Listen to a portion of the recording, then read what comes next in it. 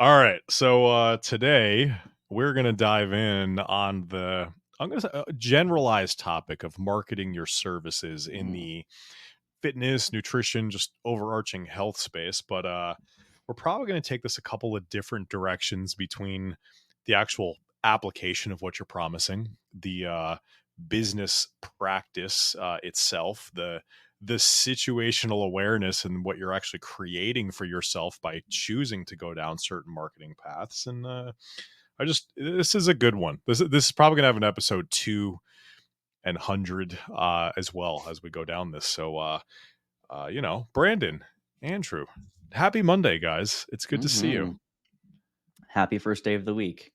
Happy first day of the week. So I believe you had some fun interactions here recently, Steve. Would you care to maybe lead off with that? I think a good story is a great catalyst. A good story is a great catalyst. The fun interaction is my Andrew knows if I call Andrew at like 8 p.m. or later, it's probably not just a hey, let's catch up call. It's definitely not. That's a I need help. I have a question about something that you know the answer to most likely, or you can give me opinion. Because I'm usually like nose strip on, mouth tape on, like falling asleep at that point in time. But nonetheless, Saturday was one of those nights. So Jen, my wife, she is not a patient. Oof, almost gave him a lot of credit there. A client of a health coaching company, and they focus on the idea of functional. Now, before we go down that road real hard, and this is something that Andrew and I are probably like we agree a lot, but we also maybe disagree a little.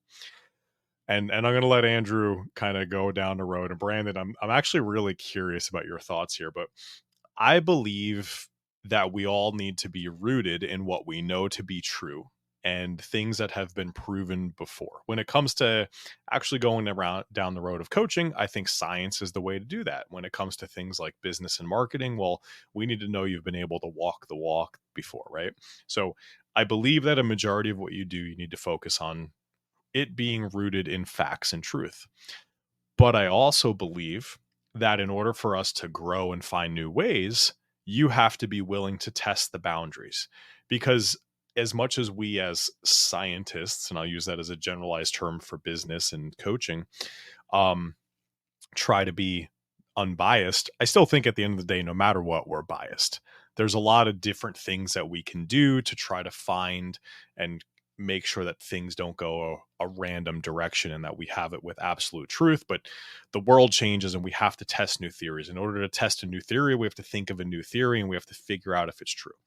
So the idea of functional, very specifically to me, is super intriguing because I think that is a group of people pushing the boundaries, trying to find new ways to help people and get them healthier, leveraging a lot of different things coming in. So, as I'm about to shit on functional, I do think functional is important. That said, when you give somebody who doesn't have a gallbladder and they have a literal disease that's diagnosed slash undiagnosed that with their arteries, that the negative of it is like a stroke or something to that side of things. You guys see my spoon? I bought a 2 foot wooden spoon for when I want to stir some shit up and have some conversations around things. So if you see the spoon pop up, that's how you know.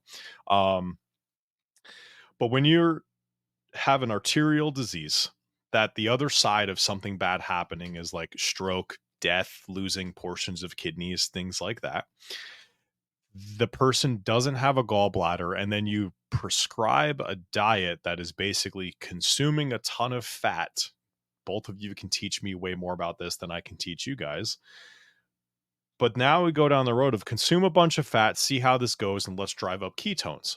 I get it. I get it. I understand. Let's get rid of the dead cells and the senescent cells and all the things. Verbally, it all makes sense to me.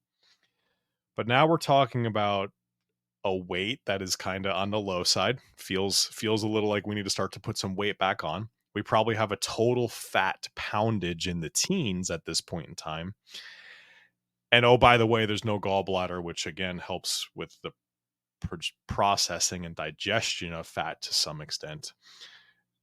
And now ketones are driving high. I think when I called you, Andrew, it was like a 6.8. And we were told, like, oh, don't go above a 6. And it was like, all right, well, it's 8 p.m. What the fuck do you do if it goes above 6? Like, oh my God. And Andrew's like, all right. And I did a little of the research, and there was a bunch of other symptoms and side effects. And you look at that, and it's like, all right, none of those things are happening. This is a guide. This is Google giving me some information, making sure it stays safe. So not going to freak the fuck out. But hey, Andrew, what do you think? And Andrew was, without knowing all the details, here's kind of what I'm thinking. All right, great. So we established 7.5 is kind of that. Definitely don't go above there. Well, we woke up yesterday morning and we were at 7.4 with just super lethargic. It was like, all right, we're going to pull the plug here. We got to kind of back this down, and we need to like chill and just like, let's get some carbs back in here. Let's lower those ketones and let's just get some energy back. Cause we were literally in the middle of, we're on day 1 of a 3-day fast after going keto, like nothing except for water for 3 days going keto. I'm down. I'll do a 3-day water fast. I'm totally in. If there's a good reason for me to do it, I will 100% do it. But it just was one of those like, we're doing it, but like, where do we go? And what happens if we go out of like the boundaries that have set? And it's 9 p.m. on a Sunday night or Saturday night with no like, what the fuck do we do? So that's the kind of tee up of like, here we're at the marketing services, maybe what's going on, and then what happens, what somebody's inside your world and fulfilling on this promise that you made. So yeah, Brandon, do you think that this situation was good, bad, a lot of opportunity to improve? Again, I know there's some context missing because I don't have all the details. Yeah, I was trying to. I was trying to figure out what that context was. I'm surprised it got that far, but yeah, I guess so. The guy was saying, "Let's go water fast, let's go keto, and let's start seeing some results." What was the person's goal for purpose for doing that? I guess, or what was their $1 million the intention question? that I understand is to burn more fat and kill off and kind of reduce the senescent cells and make the body more effective at burning fat for energy moving forward. So it sounds like fat as a fuel source and autophagy, Brandon. And that was why they did the water fast, was like, I guess, to clear the carbs or whatever, the impure foods in their system. Yeah, I'm not a fan. They're just doing enough with the water fast alone, because I already have my thoughts on water fasting as it is, having gone through 2 successful water cuts, but gone through 2 water fasts. But yeah, the fact that, it was so, whoever is recommending this is so adamant about going his way.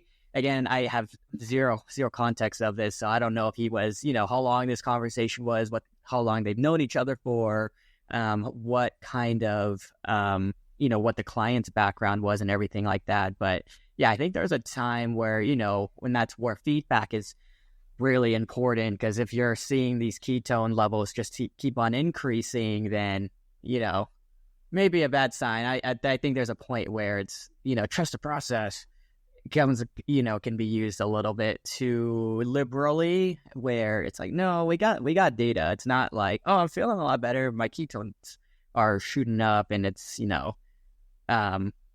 working out. It was, unless they were really having some sort of positive experience from this. But yeah, I don't think that was the I think it's good to call Andrew. I think that was the right call.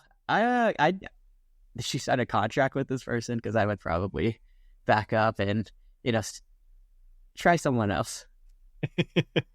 Yeah, I mean, they're in contract, but it's definitely not a long-term thing by any stretch. And, I think it's one of those things, the trust the process, as you mentioned, is something that we've been doing for 6 months. And I will honestly say the first 4 or 5 months, I think the result that we can quantify has been fairly positive, honestly. And I even mentioned, like, this morning to Andrew, that Jen's her HRV and her recovery have been like at twice what she ever used to be. So historical HRVs would be in the 40s as measured by Whoop. On like her feeling really good days and high recovery days, on average maybe in the high 30s, and after a day of not enough sleep or whatever and a lot of strain, she'd be down in the teens. Her HRV is pushing 90s, I think, with a recent high of 101. So using HRV as measured by Whoop as a measure of like, hey, how cardiovascularly kind of strong and things like that your body is, she's definitely been getting better, and she certainly hasn't been going out and doing any type of cardiovascular training in the sense of running and all those things. So with stuff like that and her energy and just a bunch of other signs that I'll say, things generally like are moving in a good direction.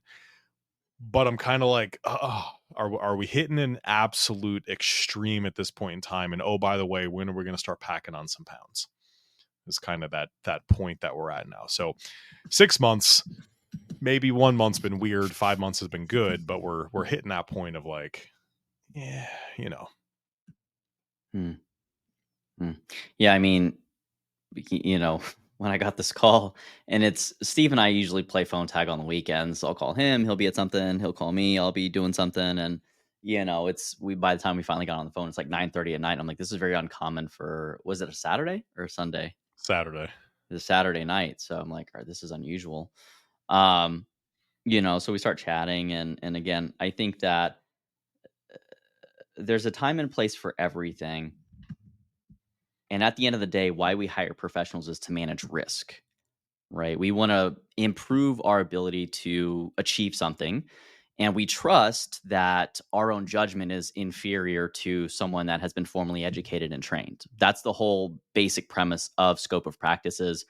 This is your lane because these are the things that you've been trained and educated in and you have experience in compared to the lay person. We then thus trust that you are a lower risk to the population and the people that you serve versus some schmuck down the street that's, working at Chipotle and is very experienced maybe with preparing food. However, again, maybe the prescriptive aspect of how that food functions in the body may be a little weird. So I will say that that's kind of the overarching theme that leads into functional medicine in general, which, I mean, I definitely think that there's a place. And from what I understand, the premise of functional medicine is the holistic treatment of an individual in a way that supports their day-to-day function or their day-to-day activities of daily living, if you want to think about it like that. So athletes are going to have a different function versus general population that have desk jobs that are working a 9 to 5. And those are very important considerations when we're trying to find the appropriate professional for that specific set of circumstances and that goal that someone is dealing with. And I think that leads into our marketing thing that we mentioned earlier, and that there are a lot of professionals out there that are trying to find a unique opportunity to differentiate themselves as some kind of market segment, right? And I think that it really starts to get people into trouble because they're trying to find these new sexy names like hormone specialist, where in reality, they're really not, because I promise you the majority of people that have done the hormone specialist courses that I've actually tried to update and write even in the past probably couldn't give you heads nor tails of how the endocrine system itself specifically functions, especially in diseased or people like populations that have specific conditions like PCOS or, andropause or whatever it is. So when we consider that the overarching umbrella, minimize risk, right? And then we look at marketing, we see a lot of unique things that are starting to emerge from what are people trying to do. And this is where I think people really get in trouble, because the individuals that are writing these courses and the organizations that are putting these out aren't necessarily formally educated. And in fact, they just hire someone that's done a course from someone else. And I know that there was one specific functional course that I took early on before I knew, and it ran me about $8,000. It allowed me to order labs, which is really laughable and like crazy to think about at this point, where I could look at and order a GI map test. I could order a dried urine test, and I would be at the mercy of the people that wrote the protocols and ultimately understanding how they would interpret them and their specific way of how they would ameliorate or basically help this person navigate those set of circumstances. And by the way, the testing kits themselves, because they would like, hey, you got to do all 5 tests. That would run you anywhere from $1,500 to $2,500. And then on the back end of that, these individuals would then also have to fork up another anywhere from the lowest I've ever seen was $300, all the way upward to $3,400 for all the supplementation necessary to reduce all these things that are going on from the GI pathogens. And it got really convoluted really quickly. So just a quick 60,000 foot overview of like a little bit of my experience and history with functional medicine and why I have a little bit of a disdain for people that aren't medical professionals or in the medical field calling themselves functional medicine anything. I think it's wildly inappropriate, and I think that it really does a disservice to the consumer, and it's something that we have to be, as professionals, very consistent with understanding, hey, I understand that this might tip the sale. I understand that this is what this person is looking for. I am not that person. And so I think a lot of coaches these days really try to encapsulate and really try to capture so much market share because they're worried about getting another lead and they're trying to get another sale. And again, when they actually come time to deliver, they can't help this person navigate because they don't understand how it works at baseline. So now they're just running a protocol, and if it doesn't work, then it doesn't work, and the consumer's out a fuck ton of money, and they have a really bad taste in their mouth from coaching. So with this condition specifically, I saw a couple different things. And again, like, understand, listeners, that my background is as an exercise physiologist, and my doctorate that I'm working on right now is in psychology. So I'm no by means like a functional person whatsoever. I've done a couple functional courses, blood chemistry, advanced testing, but I wouldn't really say that those are my bread and butter. So just a disclaimer with that. But when we look at like how nutrient composition gets broken down, we know that the gallbladder is very, very, very relevant for lipase and basically bile production and emulsification of fats and everything else. And so if you can't break them down because you're missing that, or you may need drastic amounts of supplementation to tolerate a tiny, tiny fraction of what you used to consume, putting someone on a fat heavy diet seems very inappropriate. And like, if someone were licensed, they might lose their license for doing something that's negligible like that. If that person came in and was like, hey, reported them to the board because they had an adverse reaction to an intervention that was strongly encouraged, recommended, or prescribed. And that's where, when we start looking at prescriptive, if we start saying, hey, here's your prescription, now that is something that's medically indicated. And that's one of the reasons why I don't like to use the word prescribe and inside of any context that's outside of exercise physiology, right? Because that's where you start to get into some of the legal ramifications of, you're about to get smacked up and you have now no corporate veil of protecting yourself, because they're like, well, what did you tell them to do? And you're like, this is what I told them. And they're like, well, what's your training in that? And that's how board exams go and board reviews go. And you're sitting in front of these old, people that are vastly experienced, and they're just grilling the fuck out of you because you're like, oh God. Happens all the time in psychology, where people that aren't formally trained in something do an assessment, like a sexual assault assessment or something like that, and they're just a general psychologist. And now they come back and they're in front of the board because now the person has like trauma from having a bad, therapeutic experience. So all that to say, dietary fat wise, gallbladder stuff, ketoacidosis, like that would have been strike 3, 4, 5, and 6 for me. But having gone through and seeing and this is where I think when we talk about finding a good professional, there's so much that goes into that I'd love to throw back to you guys here in a second, of how do you identify who to trust? And I think that this is really the theme in 2024 and beyond. So much information exists, is how do we determine what the quality sources of information are? How do we know who to turn to? And we ask every speaker this, of who are the people that you trust, and by proxy kind of expanding on that network. But at the end of the day, I think that the gallbladder thing and the ketoacidosis, given someone has a cardiovascular condition that causes hemorrhage and causes, like a lot of vascular complications, like I don't think that this person should be under the care of whoever they're being coached by. In fact, I think that it should be a collaborative effort, which, when we think about building a referral network, that is the way that people are going to have the biggest impact and the most sustainable business model as a solopreneur in the coaching community, is partnering with medical professionals, creating a strong referral network, and having that reciprocity of like, hey, I don't know what the fuck I'm doing here. Let me find someone that does. Let me get this client the best help so they can shorten how long it takes for them to navigate, instead of the coach bumbling around for 12 to 18 months if the client sticks around that long. So that's my soapbox on that. I think it's a lot longer than what I anticipated. Steve pulled out the spoon, so he knew he would trigger me on that one. So I knew where this was going to go. I knew where this was going to go. I wouldn't report him. No, I would talk to him, but listen, it's and so you asked the question, how do you know who to trust, right? Yeah. And I think my first answer is, I don't know. That's a hard one, because there's a lot of there's a lot of things that exist. And even over the past 3 to 4 years, how many institutions and educations and academies and all the things got born out of people being stuck at their computers, still trying to find a way to make money. Here's a thing to go do that I once did and it worked for me perfectly because et cetera, under my very specific set of circumstances. And I'm going to sell it to you to go and create the thing. And the hard reality is the thing that they sold you probably worked. I believe 60 to 70% of things that you can buy online worked for that person in the circumstances and situation that they had. The problem is, and this is something that I continually strive to get better at, is the relaying of the specific set of circumstances that did exist. Because I'm sure there is, in one case, somebody without a gallbladder that poorly burned fat that they needed to do this thing, and after they went through this protocol, they were feeling way better. It probably did exist. Or the business in general, or just the generalized statement of what we're talking about. Those things are what isn't there, and that's where, as we've continued to talk, I like to teach on the idea of, hey, I'm teaching you the principle of something. And then here's also a strategy and a tactic that you can use and leverage that principle. But know that that principle can be used in other situations as well, because maybe in this one specific instance, it doesn't make sense for you, or it's not going to work, or your business, it's not something that'll call it pertain to. So that's something I've developed by just being a part of this industry and being around people like both of you who are more institutional education side of the world. We're like, oh yeah, I can go out and teach it and tell you to do a thing.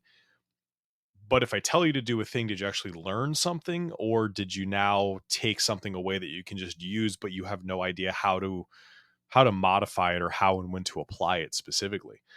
So long rant of, I don't know the best way, depending upon the topic that we're talking about. When it comes to health related stuff, there's going to be a list and a board and a bunch of literal certifications and accreditations that you can go to. I am not going to try to tell you any of those letters and numbers and institutions, because that's not me. When it comes to maybe more of the business side of the house and the marketing side of the house, I think the thing you need to understand is, what are they telling you? And is it truly realistic? There's a couple of times where I've seen ads online. And I actually think I'm going to go down the road of just doing some green screen on Instagram of breaking down these ads and like, is this realistic? And here's all the things you don't know. And there's also there's an unsaid marketing strategy / principle behind it. If anybody remembers some of the original Viagra commercials, one of the cautions to it, or one of the issues, was if your erection lasts too long, to then go seek medical help. Now, on one hand, that is a literal warning. If this stays there for too long, then you probably need to go seek medical help. But what do you think every single guy thought? Oh, I'd love for that to be there for hours and just go, right? Like, very, very realistically. So the underlying tone is, oh, hey, buy this program. Warning, may cause excessive zeros in your bank account. Buy this health coaching thing. Warning, might cause multiple people to say you look hot. Like, there is the warning, right? Or the joke, oh, they didn't tell you had to go spend all this money on clothes. Warning, will have to buy an entirely new wardrobe. It's tongue in cheek. In Viagra's case, it was serious, but the leverage there is, oh, the warning doesn't sound so bad. I kind of want that thing. So when we think about the idea of the warning, or just what they're telling you in general, if it's too good to be true, break that down for a moment. Like, hey, I can lose 40 pounds in a month. And recently I saw somebody put that out there in the coaching space, and they were actually making fun of the ad. So we're on the right side of this. But you're going to lose 40 pounds in 1 month. And it's like, all right, let's pull back for a moment. Ask the question, if this was real, this was actual, factual, real shit. Why isn't everybody doing it? Just ask that surface level question, because the only guaranteed way for you to lose 40 pounds in under a month, like absolute guaranteed way, because I would be willing to bet literally not eating for 4 straight weeks might not even produce that result. For it definitely won't for some people if you don't even have that much weight to lose. But like for me, if I didn't eat for a full month, 40 pounds I still think would be a big stretch. But you know what's going to suck on the other side of that? Whatever weight I lost isn't going to be the weight that I want to lose. I'm going to be miserable and everything else in between. Now, I know that I get to hang out with, again, you guys. But if you don't know the wiser, the only other way that I can confidently tell you that I'm going to carve off 40 pounds of your body in a month is to literally carve off 40 pounds of body from you and just like go down that road. Why wouldn't everybody be doing it? So that's my throw out there. But Brandon, I'm sure you got some. Yeah, this is actually a real place to go and look and see if they're certified, and they should have these credentials. And Andrew, I'm sure you got some as well. So Brandon, in the coaching side of things, how do we know if this is a person that's realistic? What does the accreditation thing look like? What does that even mean? Maybe because a lot of people probably don't even know like what these things truly mean, other than, yeah, I'm certified by some company that sent me a piece of paper. Because I've worked for a company before where you go through their $1,200 course, you get a piece of paper that says you passed their stuff. But after you go through their stuff, you might have a little things left to be desired. So who knows? But they're a recognized name. They seem trustworthy. They tell you all the right things. So, Brandon. Yeah, and I think that it comes with the due diligence, I think, on the consumer as well, where, maybe, you may be the target demographic for someone where you're in a spot financially and, you're like, oh, $1,500, I'll throw that over to someone, but I don't think in the general population is at a point right now where, hey, this person can get me X results, whether that be financially or whether that be fitness wise or whatever it might be, is able to do that. And so I really think, yeah, doing your due diligence, making sure that you are not, and I don't want to say like a background check, but that's where it's also really important for you as the seller, the person delivering these services, to what are I'm picking up testimonials. I think that's going to be a really good way to allow yourself to be held to the standards that you are, to become trustworthy, I should say. Because I mean, for me too, I'm a big skeptic when it comes to anything that sounds too good to be true. I've been around too many multi-level marketing people to, I've learned. I've been around them services and those products, but yeah, and that's where they're promising like, hey, you recruit 2 people, you'll get a car eventually. It's like, yeah, that sounds a little too good to be true. Do you know how much cars cost these days? The hard part is I have seen it, so it's like it works for like 95 or like 5% of the population. Anyway, doing your due diligence, though, I think and before you just hit buy, just do a little quick Google search, just see what comes up. If it's a coach, hopefully they have some sort of reputable website. Hopefully they have some testimonials. Do some digging, look at their Instagram, see what people have said. Reddit, depending on how big they are, if you type in, some coach that may be like super big, first name, last name, coaching, Reddit, you'll get some results, hopefully, if they're pretty well-known or well-known in a good way or bad way. So I do a lot of research on Reddit when it comes to products and services. And I get skeptical if it's like, okay, this person's a little less, isn't talked about as much online, but this person's claiming that they have this big following. They have this big, secret that they're able to do to get you from point A to point Z. But if it, again, what Steve was saying, if it really worked and it was as great as it was, why aren't you more well known? And then 2, why is it kind of seem sketchy? Why does it just seem like there's a lot of like snake oil kind of going around? And I think there's a responsibility on both parties, and even the person delivering the services. Being transparent with your claims will allow, I think, just for the whole entire industry, whatever it may be, to not have that rep, especially with coaching. I think I hear a lot of, I'll hear it's like 50% of people say, I had a really bad experience with my coaches, and the other half will be like, I had a really good experience with my coaches. And I think it's just time for the clients looking, we need to be, I say we, because I look for services, I look for products, I'm a client, or I'm a customer. Do your due diligence, take 10, 20, 30 minutes to look and see what do those letters mean behind someone's names? Are they made up? Because I've seen that. Becomes for, I'll speak on nutrition, and I guess fitness. It's really easy to get like a personal training certification. So if you're wanting to become a personal trainer, maybe they have NASM, behind their names. Okay, great. Let's also check track or their history with their clients. Do they have the certification? Have they gotten results? Okay, cool. This person seems reputable. But I've seen some trainers that have multiple training or certifications and nutrition certifications, and you look at their page or whatever it may be, and there's no results. So they got the piece of paper, but were they able to apply what they learned to their clients to get real results, or is it all just book knowledge and they don't necessarily know what to do with that knowledge? But especially with nutrition, it gets really gray. I know even right now there's a lot of talks between like nutrition coaching and dietetics and dietitians right now. There's a big lawsuit that happened a couple years ago in Florida, where it was like, where's the line between what kind of what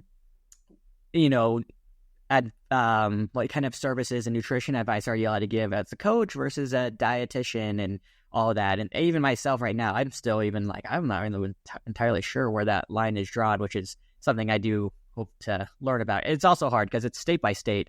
States will have different rules, and then if you're doing some online stuff, it's even harder to cross states by states depending on the state. So it's hard. The system's not set up for people to be successful, unfortunately. But I think, really be cautious of where you're going for your advice and where you're going to spend your money, because money's it's a little tighter now, and just be smart. I don't think if the biggest takeaway I think from all of this is if there's a too good to be true statement, like you'll lose 40 pounds in a month. I'm like, are we getting my leg cut off? Like, that's a quick way to do that. But if it sounds too good to be true, it really is too good to be true. I've signed up for a handful of stuff, not expensive stuff either. And even then I'm like, nah, it didn't work out. So just be careful. Just be careful out there, because I think there's a lot of It didn't work because you didn't do the work. Yeah. Well, that's a lot of that. You suck. Yeah, that's emotional way. Yeah, like take responsibility. Take responsibility for yourself. Take ownership. Yeah. Well, and I think that, there's multiple stakeholders that are involved in this. One, you have to be a savvy consumer. If you get got, that was getting on you for getting got. There's also the nature of being an ethical business person and selling what you can fulfill on. And there's also the coach, right? So the business owner and the coach, I kind of segregate. So business, coach, and client, and the coach has to have the competency necessary to navigate that, and competency is a function of education and experience. But, I guess here are the 4 things that you need to know as a consumer in 2024. Brandon let it off well. Demonstration assets. Have you been there? Have you done it? Can you repeat it? Not every coach is going to put demonstration assets on their social media feed. So take that with a grain of salt. If they don't have that, it doesn't completely disqualify them. It just moves on to the next thing. And so the second way that you can tell if a coach is a quality coach is that they will acknowledge when they don't know something. If you want to know that someone is a rookie coach, they're very green, they will pretend like they have an answer for everything. And in fact, if you throw in some highly nuanced thing and they don't miss a beat and they just go back into an answer, chances are good that they are going to be inexperienced, because every good professional is going to be like, well, I don't really know. Here's what I do know. In which case, then that leads us into the third thing that you can do to determine if someone's a quality professional in 2024 that's worth you hiring and spending money on, is you ask them some probing questions around information you already know about your own condition, right? So if you're trying to lose weight and you've done the Ozempic thing and you know that it inhibits gut motility, maybe you ask them like, hey, I'm considering weight loss drugs. Do you know what the effects of that might be? And they're like, no, it's great. Let's try it. Right. Well, already you have this nugget of truth. And this is how people would ultimately determine back in the day whether someone's a reliable source of information from a spy perspective, is that they would feed them some information, see how they responded, and then be like, okay, I can trust this person. They're probably reliable or they're not. So you could ask them, hey, what are your thoughts on the keto diet? What are some of the limitations? What are some of the ramifications if it goes poorly? And if they can't articulate that, and they don't know the risks, and basically they're not a human warning label for the interventions that they could potentially suggest, discard, right? Not like they're a card game, but discard. And then the last thing you need to know when you're trying to find a quality professional in 2024 is they need to be able to acknowledge what the limitations of their perspective and their interventions are. When is this not likely to work? When is this likely to work? And if they can't answer those two questions, that means they're biased and they're blind to their bias, which makes them dangerous, right? That's a level of ignorance, especially when you're playing around with people's physiology for a long term. And you're like, hey, you don't have a gallbladder. We're going to put you on a high fat diet. Like, who put you in charge, bro? Get out of here. Right. So those are just some of the things that I think people need to be aware of. And if you don't, you're not a sophisticated consumer. And that's a hard reality. So go do a little bit of homework, find out a little bit about the problem that you're trying to solve. So that way you can come to the table with things that your coach or your prospective coach can potentially help you unearth and uncover during the consultation. And that's my TED Talk. I'm going to disagree with one of your points that you made there. Oh, hit me. My thing works 100% of the time, 10% of the time, always. That's important. I'm just all the time. There are situationally speaking, never a time where it doesn't work. So I'm not sure what you're talking about. It was a long road from rice and sweet potatoes. So I look forward to this one as well. Brandon, you see him get all like, oh, here we go. He about to say some shit. But yeah, I mean, we're butting up 10 minutes after. So you guys want to close this out before I go open up on a fucking scope of practice rant? Because I got one loaded right now. Business specifically. I mean, frameworks. It feels appropriate. If it's on our mind, we should just get it out there. You said we're going to have multiple parts of this. Yeah. I mean, let's just rock and roll, though.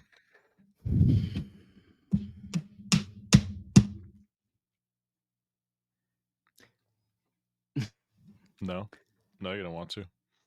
Scared. I haven't gathered my thoughts on it yet, and they're all over the place. But generally speaking, again, if you don't know how it works, then you can't understand when it's broken, which means that you're running a blind play. And I don't know about you, but I don't like driving at night with my headlights out. That seems like a really dumb idea. And if I have to have someone sit in the passenger seat with a mag light to be my flashlight, and then the moment they get out of the car, there's no longer a flashlight, I probably wouldn't buy that fucking car. Nor would I sell my car to pay for a $25,000 business coaching program only to have a massive amount of failure with that. It's that whole episode. It's another episode. But they do run some really good ads. Run some really good ads. And very specifically. There was a lot of success in that program. I would say there was just as much, or actually, if not, a greater amount of failure in that program.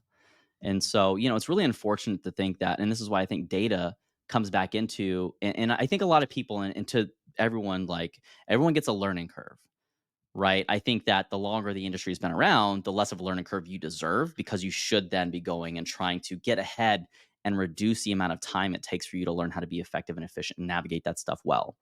And so, I think that it was a travesty that there was data collected and it was never leveraged. And despite, kind of being like, hey, this is probably what needs to happen, it was always just kind of like, does it? And no change ever occurred, which I think is a function of a poorly run coaching program, is that there's feedback that's coming up and there's no interventions that are evolving from it.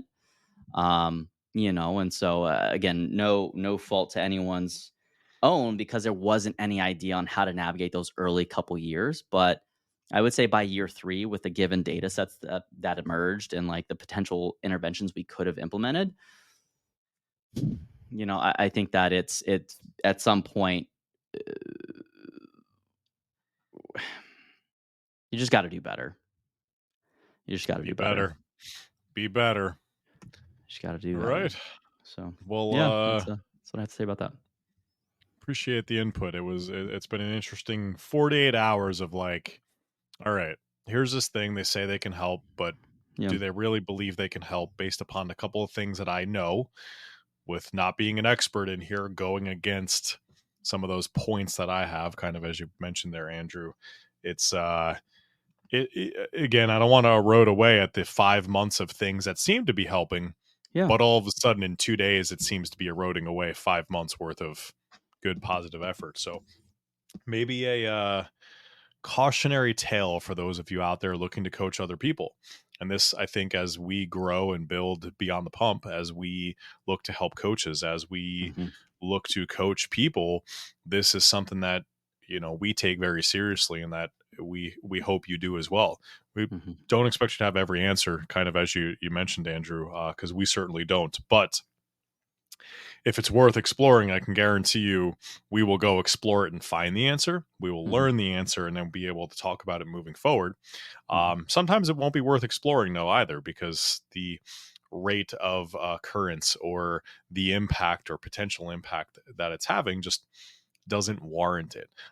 Which doesn't mean it's not important to you, right? So that's just throw that out there. We just might not go down that road. But nonetheless, continuing to learn and continuing to be really good at what you know you can control and the things that you want to impact is going to be important. But don't go bullshit people. Don't go out there and do and put things out there that you're not 100% positive on. Don't, if you're going to go make some serious claims or have people go through some seriously impactful things, in this case, keto and not eating for 3 days, make sure you remember all of the important pieces. I might love Facebook ads for your business, 100%. If you are flat broke, I'm not going to go tell you to do it, though, simply because you shouldn't be doing it. But they might help. Just you can't afford them right now, because that's just the way it is. Risk, right? Because that's where it's like it could, but the risk of that not working is substantially greater because of lack of experience or lack of demonstration assets or whatever it is. You know, but if I could plug something, I mean, like, you know, obviously we're Beyond the Pump and we have our own academy and university and AITQP. We haven't settled on a name on it. It's just a long string of letters at this point, but we are building something that should be a very great general cornerstone for people in the health industry, whether they're allied health professionals, whether they're people that are seeking to build a coaching business. It really does require that you understand how the body works and how to implement fitness, nutrition, and relationship building interventions inside of what it means to have a successful, fulfilling business, you know, and also how to build an ethical business. So those are really the cornerstone items that we're building into our integrative health coaching certification course. Eventually that will be board certified in the next 12 to 18 months. So if you are looking for that, we're going to offer it. So, you know, if you do trust us, we're happy to serve you. And if you have anything that you do want us to dive into, we're happy to look into it as well. And that wraps up another episode. Everybody have a fantastic day. We'll be back soon for part 2, where we're going to dissect some marketing and business practices.